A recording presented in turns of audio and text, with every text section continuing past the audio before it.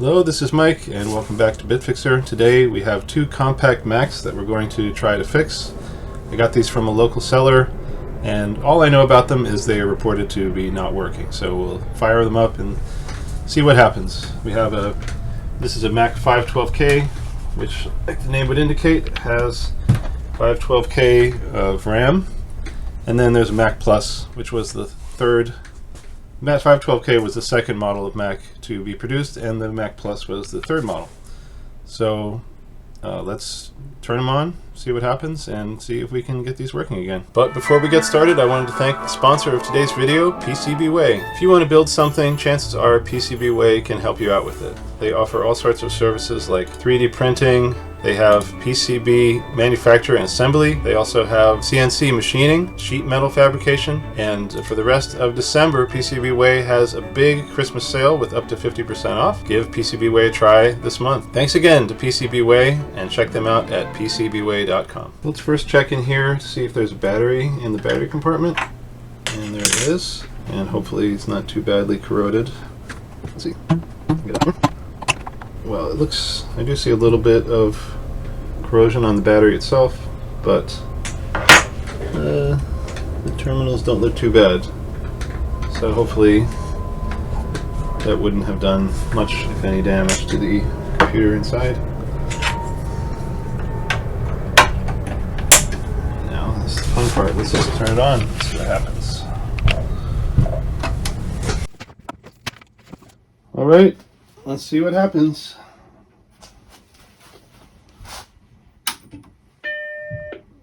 A chime. It's very good. Will we have anything on the screen?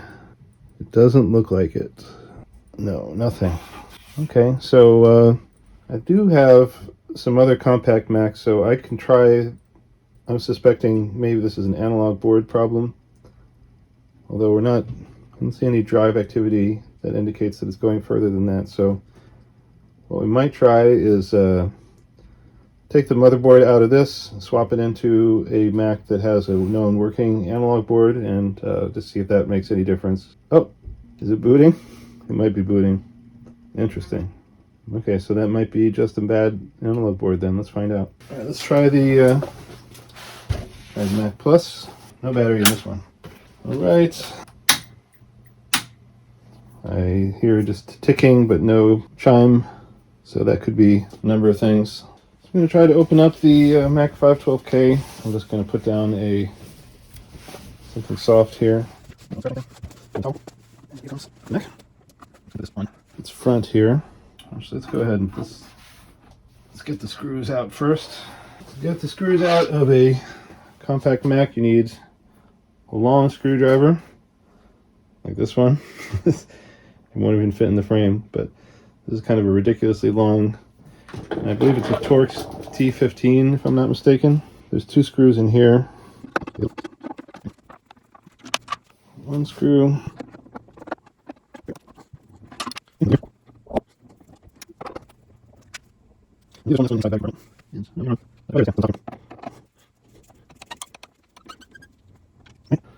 So I believe that's all the screws out. And now I'm just going to put it on its front on the towel and try to get the shell part off. It's sometimes a little difficult. And I don't want to damage the plastic by prying too much on here.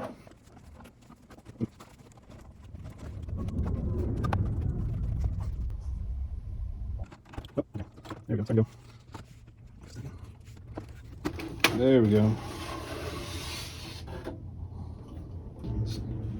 Of course, be very careful anytime you have something with a CRT in it like this. It's pretty dangerous if you don't know what you're doing. I can't really claim I know what I'm doing, so I'm going to stay far away from it. I'm not going to touch it. So anyway, you have the analog board here, and then the digital board is on the bottom here. I probably can take this shield off. And I think that these, there's a cable, single large cable connecting the digital board to the analog board. All right, so hopefully you can see a little better.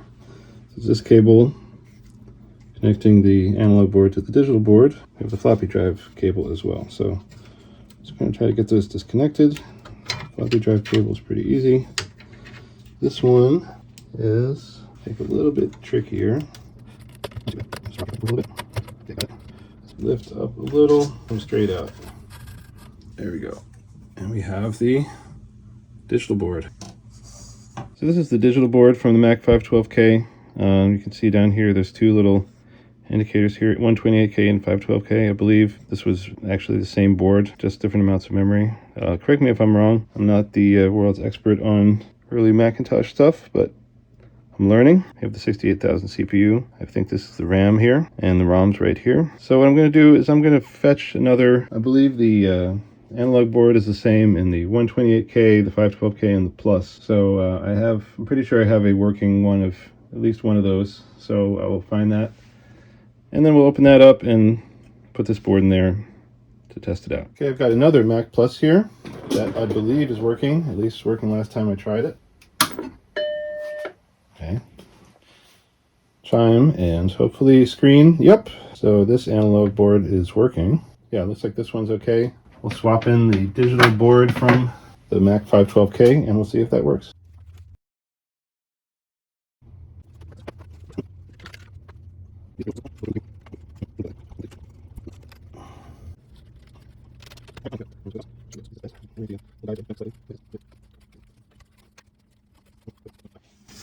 And at long last, it's free, the Mac Plus motherboard. And this may come in handy with testing the other one, so I'm just going to leave this out somewhere safe. So here we go. One thing is the connector is in a different position, so it's going to be over on this side of the chassis now. And I guess I don't really even need to, I'm not going to worry about the floppy drive yet.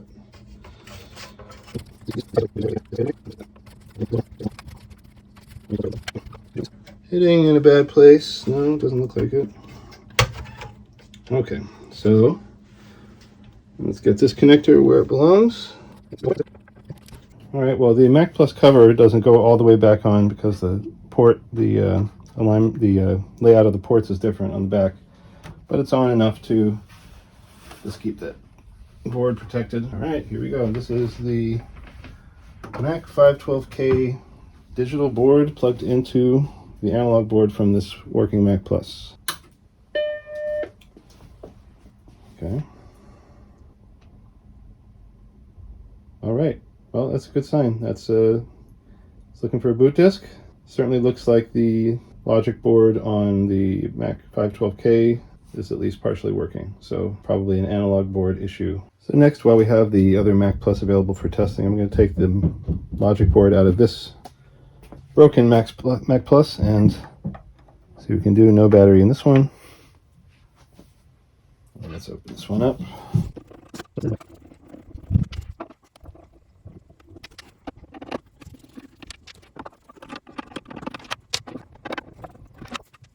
There we go.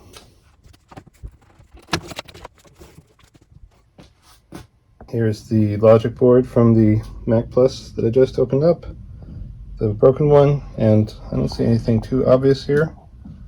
It looks fairly clean, but we'll try it out with the working Mac Plus just to see if it works.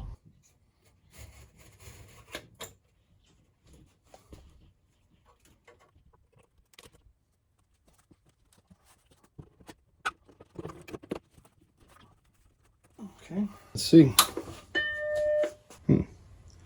That's interesting. So we got a chime but no screen, but we know this is a good analog board. I just checked it again with the old Mac Plus motherboard just to make sure that everything's still working. We did get the chime but no video, so maybe it's just a problem with the video circuit. Okay, so at this point we're pretty sure that the 512k board, logic board, seems to be good, and that the Mac Plus logic board does boot with the chime but doesn't have video. So I'm going to go back to the 512k analog board. I don't feel as comfortable on the analog board as I do on the digital board as far as repair, but we're going to give it a try. For from what I have read and a little bit of research, the flyback transformer and the bigger caps on the board sometimes have cracked solder joints on the other side, and that causes the analog board to give you no video. So I'm going to try to get this cover off, and then we'll just refresh the solder joints on those, the caps and the flyback, and we'll give it a try again. And there is some foam. Yeah, there's some sticky foam here. Yeah, I've noticed some of these boards have little tabs, little plastic connectors here to keep it on, and others seem like they have this foam tape. And this is one of the foam tape ones. So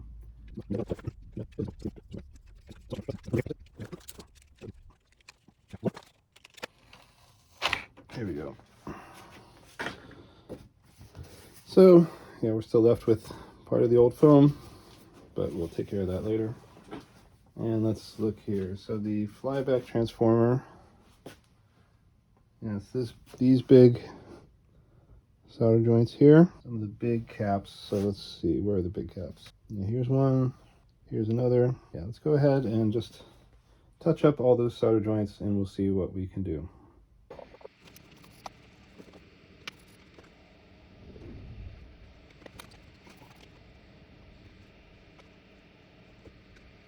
In addition, I'm going to refresh the four-pin connector down here. That's another thing I read that can cause trouble. It's a connector between the analog board and the CRT.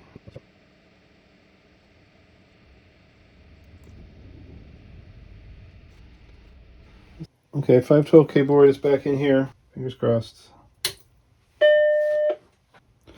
Just check the brightness just in case. No. Oh well, it's a little disappointing. Let's try some more. Let's refresh a few more solder joints and try it again. Well, forgot to record. Oh well. I freshened up these solder joints, these ones. This is another connector between the analog and the CRT. This is between analog and logic board, and then some of the big caps. So we'll give it another try.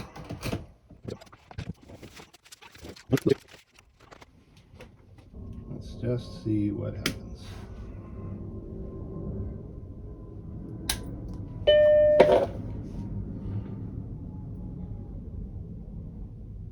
Oh, it worked. All right. Well, obviously one of those solder joints needed to be freshened up. So can't say exactly which one it was because I didn't try after every single one, but looks like we have a working Mac 512k. Now we'll have to make a boot disk and actually see if it starts up.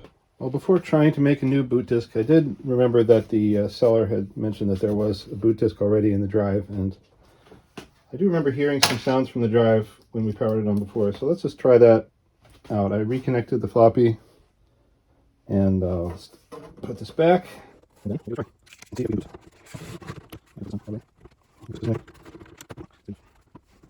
All right, disk in the drive. Let's see what happens.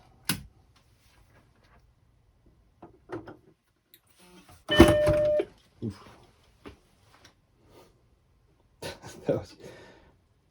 Should have turned the switch off before doing that. Oh, happy Mac.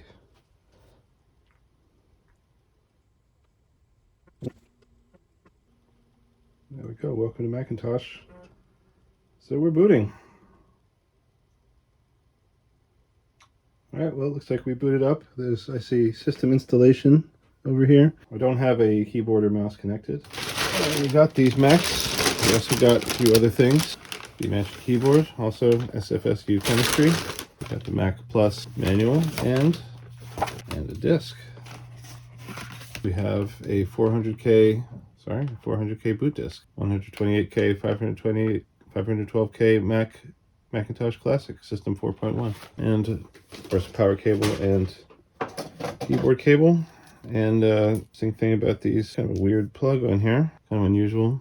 It's a replacement plug, I guess. But these look like standard telephone cables, but they are not. They have two of the wires switched, and I believe if you use a telephone cable, bad things can happen. It causes a short or something, and you can damage. I don't remember if it damages the computer or the keyboard, but either one is not great. But anyway, let's connect up the keyboard and mouse.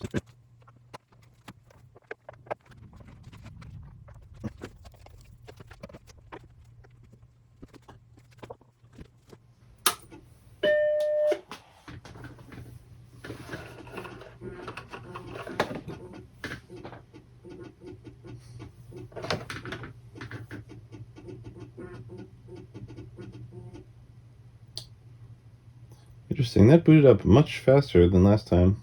I'm not sure why. Anyway, okay, mouse works. Let's see what we can find out here. This is Mac Finder version 5.3. And do we have any way to test the keyboard here? Scrapbook. I haven't looked at this one before.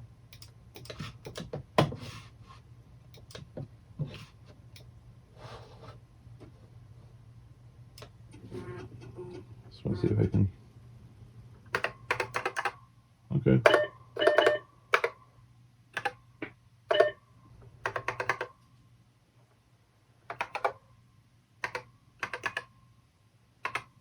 Well, it seems like the keyboard is working. Well, this is a little surprising. I put the the Mac Plus logic board back in the Mac Plus with the working analog board, and something happened which I wasn't expecting, which is that the display works now. Can't really explain that. Okay, well let's see. Okay, well this is the boot disk that was in the 512k, so maybe it doesn't like that. But yeah, so the display actually does work. I was glad I tested that again because I was about to go start poking around and fixing things. But it looks like the Mac Plus logic board is also working. I'm back at the Mac Plus with the bad analog board. And last time we powered this up, what I noticed was it made a repeated sound, like a clicking sound, like tick, tick, tick, tick, tick. And after doing some research, a lot of people reference the book called The Dead Mac Scrolls by Larry Pina from 1992. It turns out I actually have a copy of that, so eventually found that. And the closest thing I could see is one page where it says, on power up, the computer makes a flop, flop, flop noise, no bong, display is dark, computer is unusable. So that looks pretty similar to what we're seeing. And in that case, it recommends checking the in-circuit resistance of CR20. It's one of those rectifiers with the heatsink down there. So we're going to see what we get for the in-circuit resistance for that part. Okay, got the cover off. This is another one that I had to basically rip the old foam apart in order to get to it. And I'm going to try to measure the resistance. So this is CR20, these two here. So let's take a look at what we get for that. 7.5 ohms. Let's see if the reading indicates 0, it should be 31 ohms. And if it's not, then replace CR20 with the heavy duty MBR 1045 TO220 rectifier. So that could be the problem, I guess. Well, it turns out I just didn't know how to read my own multimeter, and it was not 7.8 ohms, it was 78 ohms. So I'm not sure. That doesn't necessarily indicate that rectifier is bad, but it looks like in the case that CR20 is okay, then the suspect parts are electrolytic caps C24, C29, C25, C26, C31. So 5 different possibly leaking electrolytics, which I don't have these right now, so I will have to I'm gonna have to order them. But for the purposes of this video, at least there's a path forward on the analog board. So I'm putting the Mac Plus analog board aside for a moment, and what I'll do now is try to take out the floppy drive from the Mac 512k, and then we'll add I'll try to service that drive so it can eject again. Last time I tried it, it did successfully eject the disk once, but then the second time the drive was too weak to eject the floppy. So something is gummed up and probably needs some grease on there. So let's try to get that floppy drive out.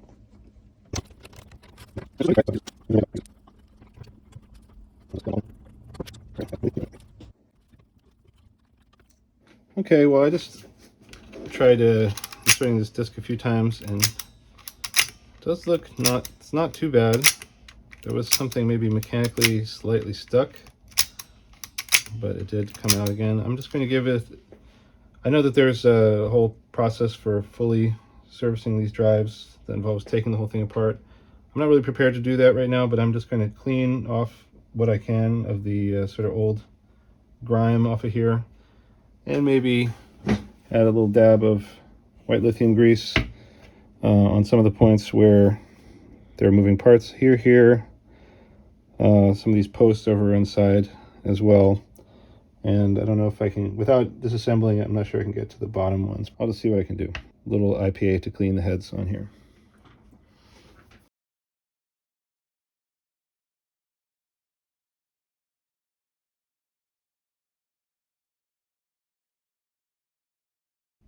All right, hopefully that'll do it. It looks like it's ejecting pretty well. So I'm going to put it back in, and I'll try to boot up the 512k Mac.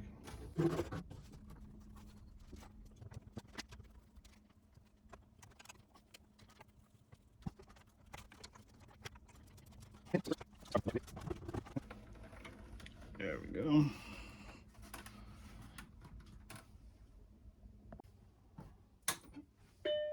All right, still works good.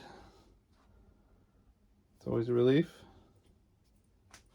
All right, let's try the, last time we tried 3.2, let's try 4.1 now. And hopefully what we did, hopefully I got this aligned properly. Well, it's reading it, that's good. Sort of feels like it might be vertically too high up. Might be impacting on the plastic part of the slot here. What do we have on here?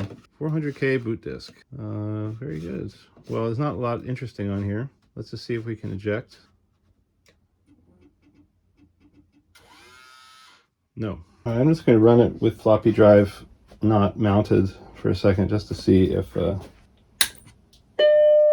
that's interesting. I did notice that the drive makes little clicking noises when there's nothing in it. I guess that's, I think certain drives did that when they were looking for a disk. Yeah, leave a comment if you know any details about that. I'm just kind of curious. All right, so let's just try, we'll try shutting down again. See if we successfully eject. No, oh, no. So I watched this try to eject the drive, eject the disk. This is the eject motor. As far as I can tell, when it's ejecting, this is not moving at all. So I'm wondering if, maybe it got seized inside the gearbox there. I don't know. Maybe I'll open up that little gearbox and see if we can tell what's going on in there. Oh, okay, well, I think that explains it. This gear looks destroyed. So, yeah, that's not going to turn anytime soon. I wonder if it's possible to 3D print one of these. It'll probably be a project for another time, but at least now we know why our eject is not working. Quick note from the future on this shattered gear here. I found out that this particular eject gear for the Sony 800k drive is easily available on eBay for just a few US$ with free shipping. So I'm gonna probably go ahead and order one of those and try it out. And also the model is available. You can download the model pretty easily. I think it requires a resin printer. I only have a PLA printer, so I'm not sure it would work. So even though I was pretty sure that my 3D printer was not capable of printing this tiny gear, it's only about 1 centimeter across, I had to try it anyway. And the results were not surprisingly not very good. It was definitely not going to work. So this definitely needs a resin printer or something with higher resolution. Well, thanks for joining me on this compact Mac repair adventure. We found out that both of the analog boards were bad, but we did get the 512k analog board fixed by refreshing the solder joints, and both of the logic boards were good. And we also had this shattered gear on one of the floppy drive eject motors, which we'll try to fix with a 3D printed part eventually. So I hope you enjoyed the video. Feel free to leave a like and comment if you want to see more of these Macs in the future when I get them fully working. Happy holidays and Happy New Year to everybody. See you next time.